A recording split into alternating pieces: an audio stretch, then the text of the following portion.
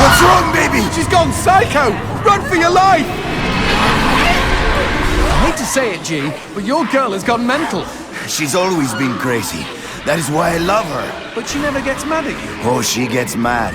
One morning, after a bout of passionate lovemaking, she was making us coffee just to get a reaction. I told her I was married. You were being funny? Yeah, a practical joke, you know? Chicks love those. Paula was so angry she grabbed a knife and chased me all over the apartment. She is scary with a knife.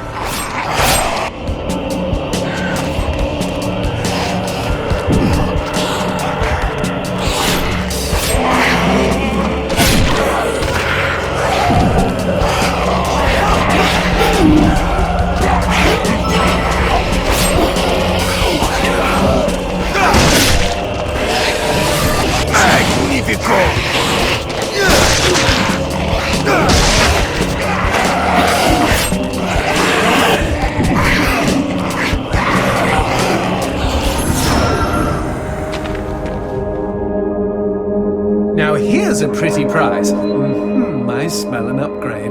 Plug it in, G.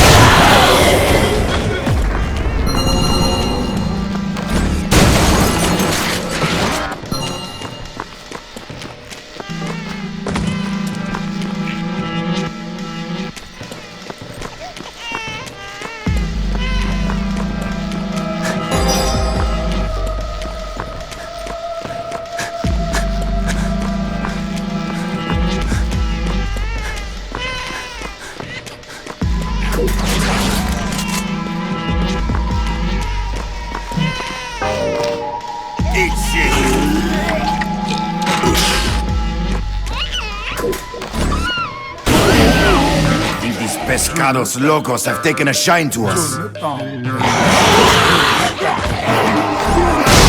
in the light. We can't see their eyes if they're wearing a mask.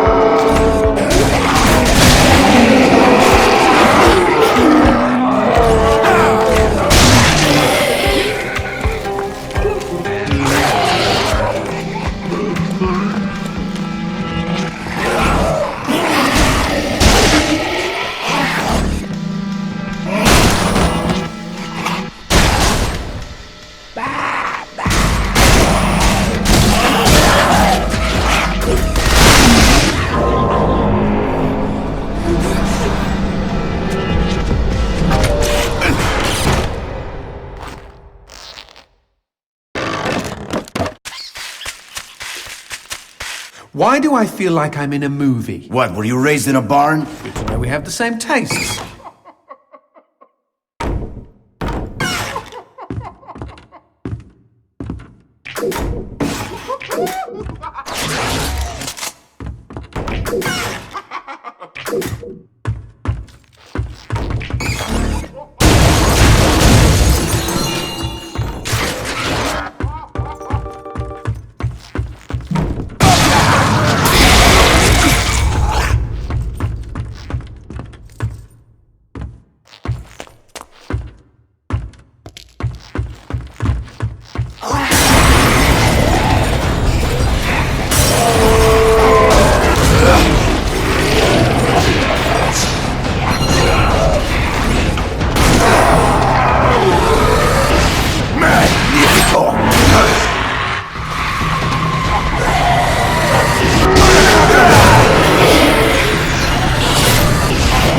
Sake, how do you stop them?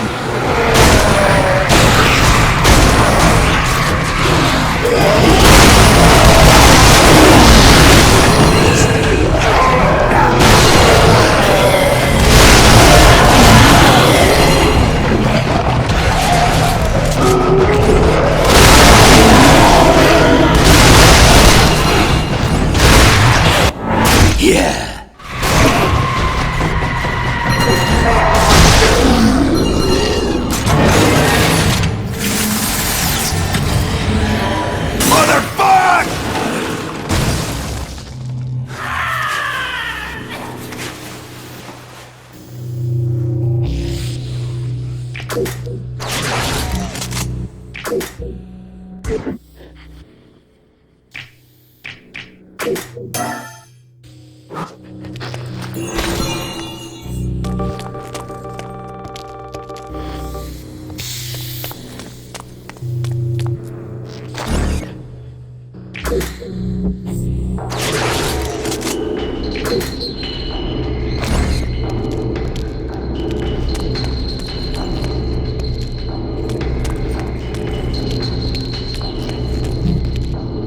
The legend of the Stinky Crow. Caw, caw. For nearly 14 years, his mind had been soaring miles above. But Elliot Thomas was still stuck down on Earth in the boring town of Sinchester. Sinster. What? It's pronounced Sinster. How do you know? My cousin's from Sinster. Never mind. Keep going. Alone in his treehouse, he glued feathers to his winged suit, readying himself for the day he would join the Phoenixes and Quetzalcoatlus in the sky. "Dinner time," cried his mother from their house across the yard.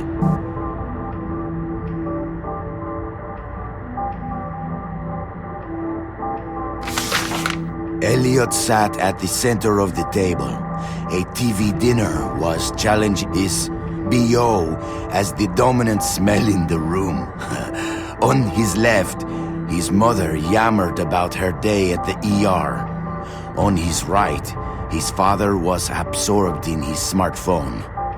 As for Elliot, his eyes were fixed on the ceiling fan, the most fascinating personality within a 10-foot radius.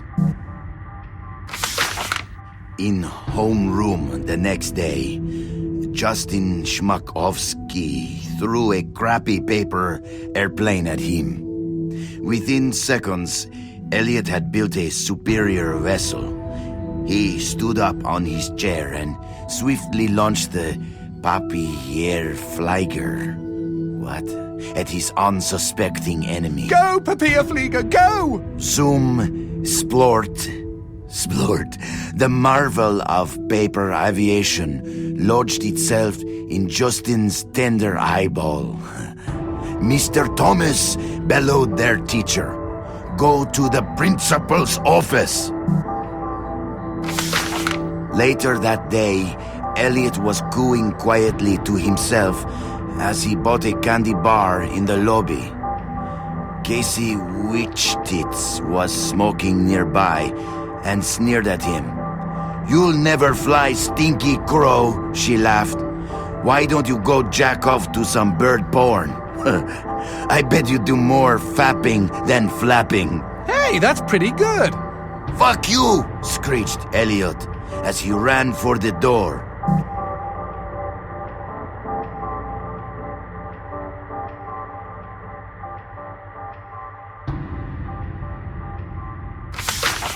It was dark out by the time Elliot meandered home. On the sidewalk, he passed a gaunt man who stared at him intently, desperately even. Uh-oh, stranger danger. The man opened his mouth and said, "Uviwa, Uviza." What the fuck? Elliot had planned to eat his candy bar tonight while he finished his masterpiece, but he instead held it out to the man. "I know what you mean," he replied. The schoolyard was packed the next morning as Elliot's classmates waited for first bell. "Go, go!" As one, the students turned toward the gate and saw Elliot dressed head to toe in his wingsuit. After a moment of shock, they burst into laughter. But they were already far below him. He swooped through their midst and into the school. "Go, go!" He bounded through the halls, zigzagged up the stairwell. "Go!" The school let out a collective gasp when they saw a Stinky Crow on the roof. With a triumphant snap, he spread his wings, and a moment later, he had leapt. The next 2 seconds were the most beautiful of Elliot's entire life. He could feel their eyes upon him. He was flying, and their awe was keeping him aloft. 10 minutes later, as guidance counselors wiped bits of Elliot off sobbing students, and the police struggled to piece together the story you are reading now, Elliot's teacher looked down at the wreckage of the boy on the pavement and never forgot what he saw. One bloody hand had formed a peace sign. The other was giving him the finger. It's like an Alanis Morissette song. The end. Okay, lovely. I don't think I'll sleep for weeks. Quidad, cojones.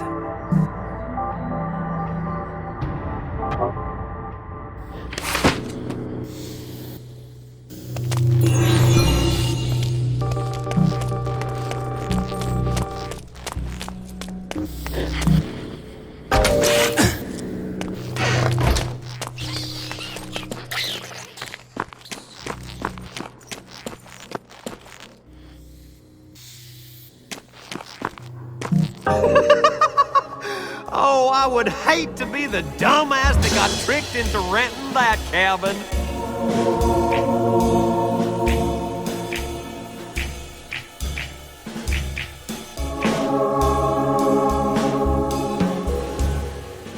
Y'all take care now.